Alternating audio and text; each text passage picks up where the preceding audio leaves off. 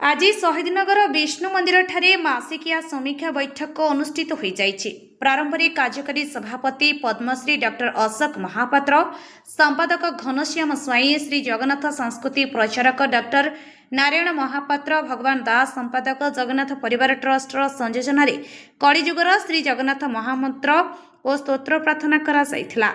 संपादक श्री स्वाई, उपसभापति इंजीनियर देवनारायण पाल, शिवप्रसाद पट्टनायक, मनोरमा महापात्र, पीठर सर्वांगीन उन्नति 22टी प्रकल्पर निर्माण कार्य पिपिली डेलांग विधायक श्रीयुक्त आश्रित पट्टनायक सहयोग सरकार आर्थिक सहयोग शीघ्र प्रारंभ करने को चेष्टा करा प्रस्ताव को गृहीत करागला।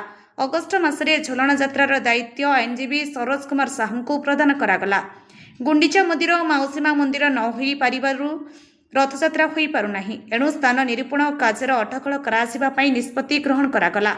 एही आलोचन में अर्जुन चरण सामल, वृंदावन महापात्र, डॉक्टर बासंती दास, अनंत चरण साहू, प्रारंभ में प्रार्थना भारती भूषण पट्टनायक, त्रिलोचन नायक, सुरेश मिश्र, अनुपमा मिश्र, अक्षय साहू, अजय दास, विजय पंडा, श्रीनिवास राव, गोपाल बाबू प्रमुख उपस्थित रही सहयोग करथिले।